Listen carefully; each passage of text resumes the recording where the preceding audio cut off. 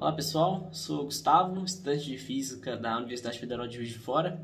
E vocês já pararam para pensar como que os antigos nas grandes navegações conseguiam saber a posição onde eles estavam apenas olhando para as estrelas? Bom, hoje eu vou tentar replicar um pouco desse feito, desse fato que é interessantíssimo. E com isso a gente vai aprender hoje a fazer um astrolábio caseiro e mostrar alguns cálculos que podem ser feitos com base nas observações para esse instrumento. Bom, você precisa primeiramente de uma caneta, e aí você vai tirar a cargazinha dela e vai deixar só o tubo. Um transferidor, um barbante, uma linha e um clipe. Bom, o que você faz? Você pega a caneta com fita adesiva e cola no transferidor para você ter uma buscadora, certo? E embaixo dela, com mais um pedaço de fita adesiva, você cola um barbante que estará amarrado num pedaço de clips. E esse instrumentozinho aqui vai ser possível a gente fazer essas observações. Bom, como é que ele funciona? Você vai usar a caneta como se fosse uma buscadora de um telescópio. Então você vai olhar através dela e à medida que você vai inclinando para buscar uma estrela, vai formar um ângulo. E aí é apenas fazendo os cálculos e observar o ângulo que foi formado aqui no transferidor. Bom, vamos seguir aos cálculos.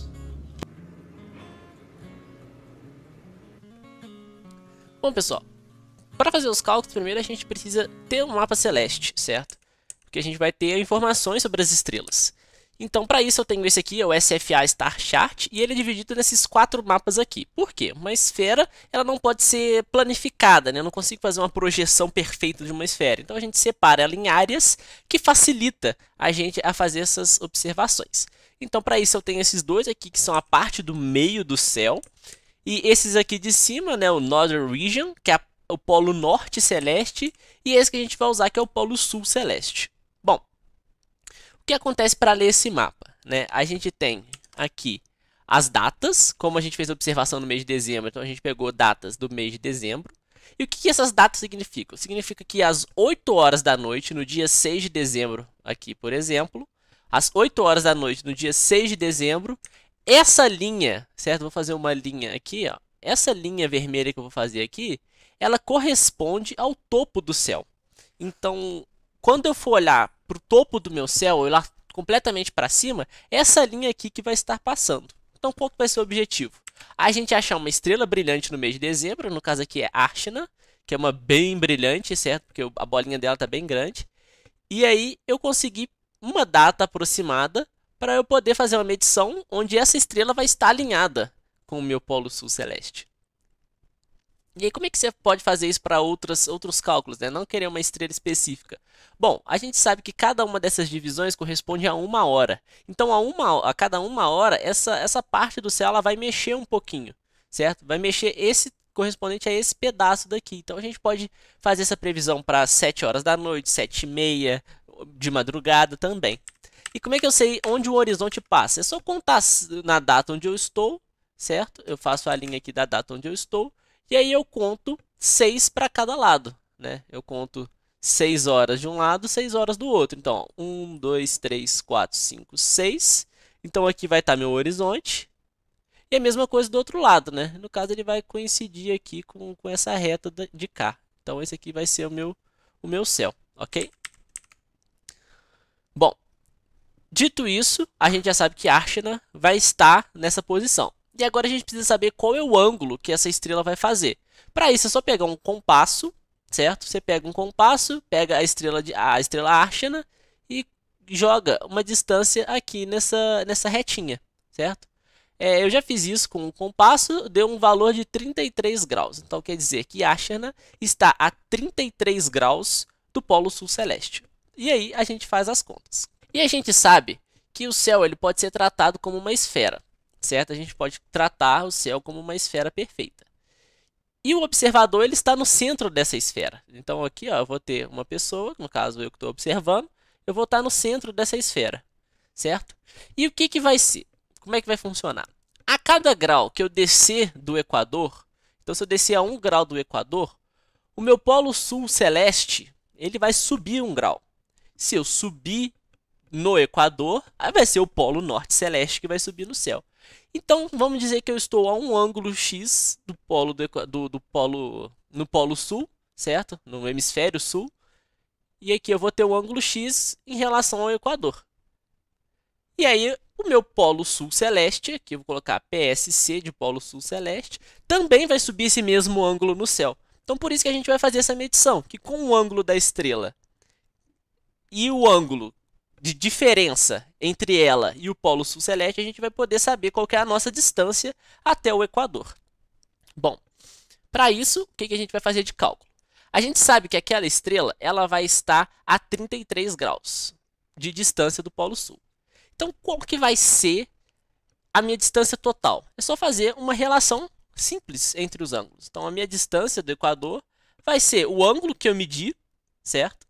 Vai ser o ângulo que eu medi, um θ, menos os 33 graus dessa estrela. Porque aí eu vou saber qual é o ângulo do Polo Sul. Então, eu vou fazer de amarelo não, vou fazer de vermelho aqui, o ângulo que a estrela vai fazer. Então, a estrela vai fazer esse ângulo daqui. Se eu fizer uma subtração, o ângulo que eu medi da estrela menos os 33, eu vou ter a posição do Polo Sul celeste, certo? Lembrando que esse ângulo aqui são 33 graus. Bom, pessoal, agora a gente já sabe como a gente vai calcular o ângulo. Mas o que mais a gente pode obter de informação? Bom, a gente pode obter uma distância em quilômetros, em metros, a esse ponto no centro, né? No centro do Polo Sul celeste. E aí, como a gente tem essa distância em graus, em ângulos, em metros, a gente pode converter para a gente ver dentro de uma esfera, no caso aqui da Terra, né? A gente está fazendo a medição na Terra. Então, a gente pode usar um experimento interessantíssimo, que foi o primeiro cálculo preciso que a gente teve do raio do planeta Terra. Para isso, a gente tem aqui, certo, duas cidades, certo? E a gente tem uma distância entre essas duas cidades. Esse experimento foi feito por Eratóstenes, muitos anos antes de Cristo. E ele leu na Biblioteca de Alexandria que em uma determinada época do ano, se a gente pegasse uma vareta e colocasse na cidade apontando para o topo do céu, certo? A vareta perpendicular, né? Não podemos esquecer disso, tem um ângulo aqui na vareta. E aí a gente sabe que essa vareta, num exato momento, numa época do ano, ela não produz nenhuma sombra. Então a gente tem o Sol mais o céu aqui, certo? Então ela não vai produzir nenhuma sombra. Então, para a gente fazer um experimento, o Eratosthenes sabia a distância entre essas duas cidades. Ele conseguiu pensar uma coisa muito interessante. Na mesma época do ano, vamos repetir o experimento. A gente vai colocar aqui uma vareta, certo? Apontando para o topo do céu. Porém, como era de se esperar, o Sol não ficou exatamente em cima, então ele produziu uma sombra. Então o Sol ele vai estar apontando aqui, certo? O Sol vai estar apontando para essa direção. Então aqui é o Sol. E aí ele vai criar uma sombra nesse objeto, né? Fazendo aquelas relações de espelho, a gente consegue perceber que a sombra vai fazer um ângulo igual ao ângulo com que o Sol está fazendo, certo? Uma reflexão como se fosse no espelho plano. Não tem nenhuma diferença por causa que o espelho é curvo, não sei o que, não tem essas diferenças. Então o Sol e a sombra, eles vão fazer o mesmo ângulo aqui, certo? Eu vou chamar esse ângulo de φ, ok? Que θ a gente já fez anteriormente. Tá, mas o que isso tem a ver com o raio da Terra?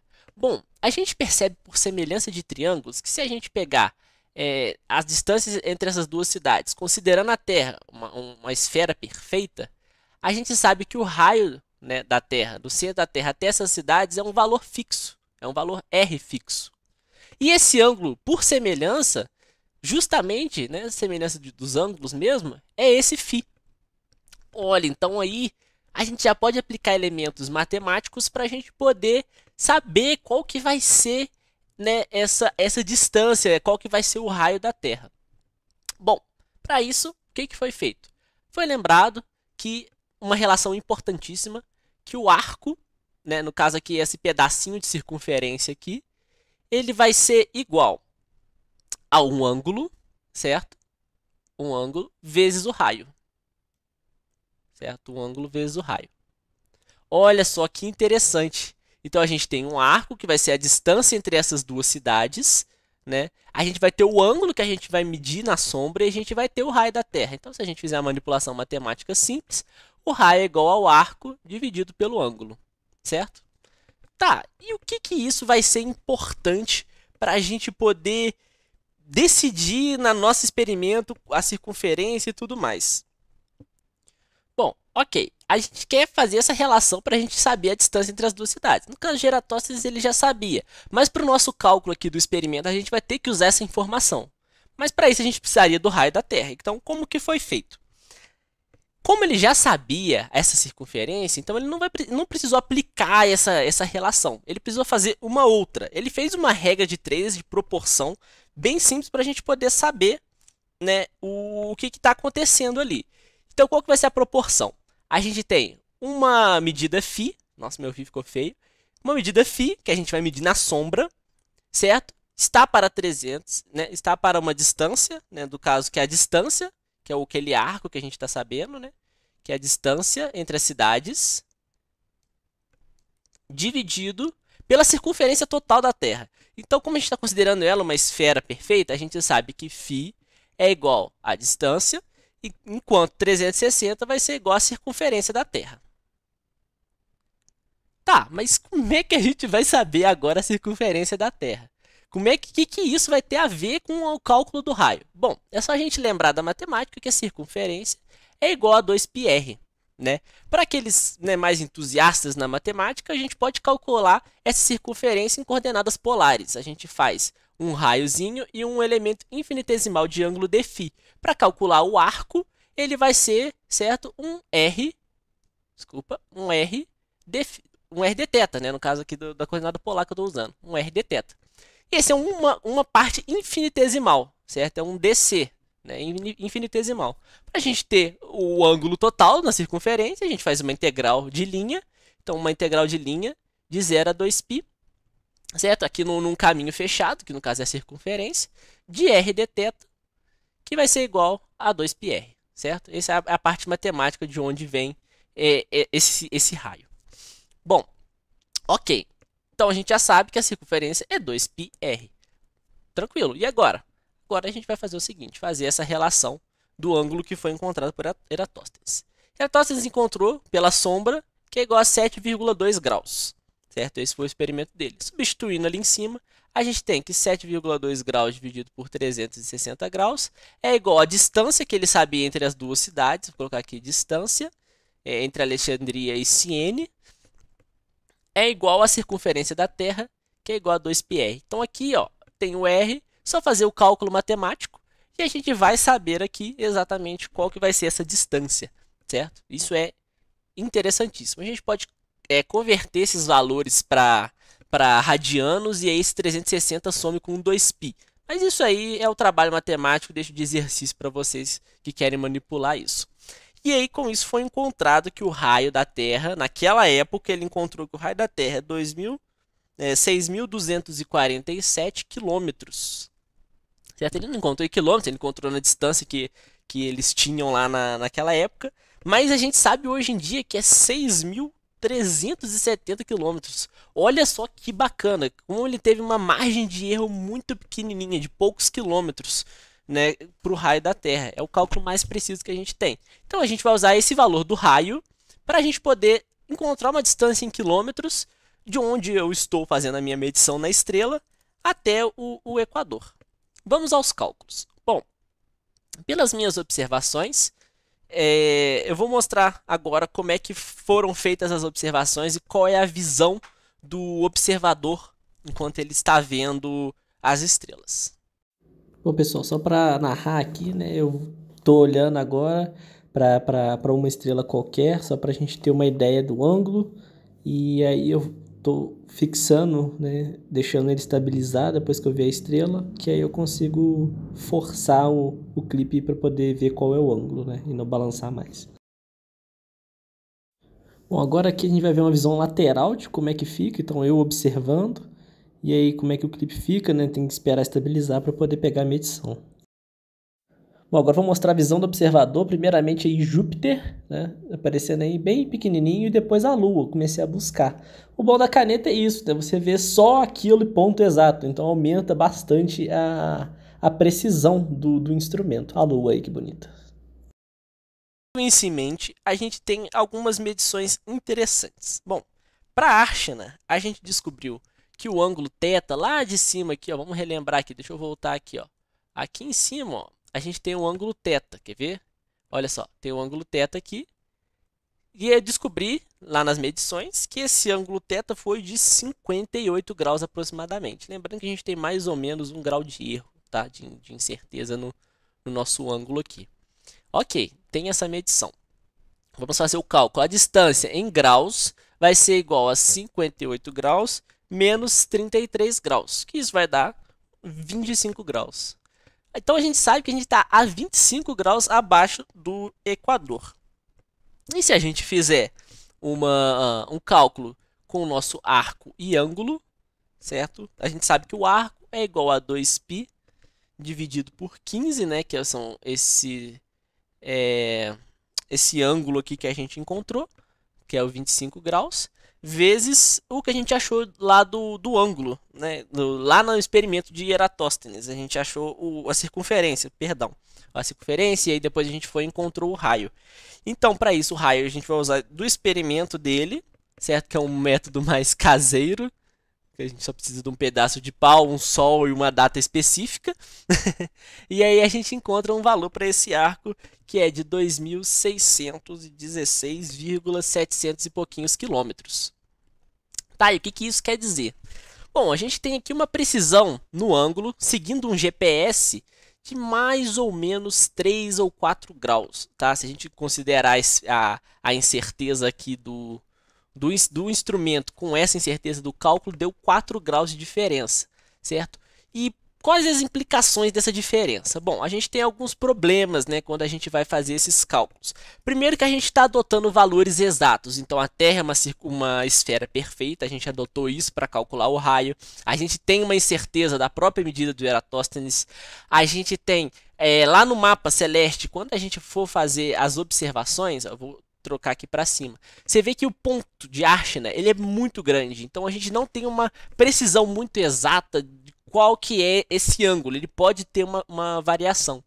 E o céu ele está em constante movimento, então se eu atrasar 5, 10 minutos já vai dar diferença na minha medição de ângulo, porque ele já vai percorrer uma distância e aí teria um pouco mais de trabalho. Mas com isso já tem como a gente ter uma ideia, se a gente está em zona tropical, se a gente está numa zona já mais fria, né, uma zona polar, se a gente está numa zona, né, na transição da zona tropical entre os trópicos ali, se a gente está mais próximo do trópico de Câncer ou do trópico de Capricórnio, a gente consegue saber, tendo em mente os ângulos, a gente consegue saber se a gente está próximo ou não. Então, como esse instrumento é caseiro, qualquer balanço, qualquer vento, qualquer coisinha pode atrapalhar a medição. Então, por isso a gente tem essa margem de erro muito grande. Os instrumentos que eles usavam na época eram simples, sim, mas não tão simples quanto esse, que é um transferidor, um clipe e um barbante, né? Eram instrumentos de metal, eram bem mais precisos, então eles conseguiam ter uma precisão maior nesse ângulo. Mas mesmo assim não deixa de ser legal de fazer em casa para poder fazer essas medições. Espero que vocês tenham gostado desse projeto, dê um like aí se vocês conseguirem gostar para ajudar um pouco na divulgação. E obrigado pela atenção.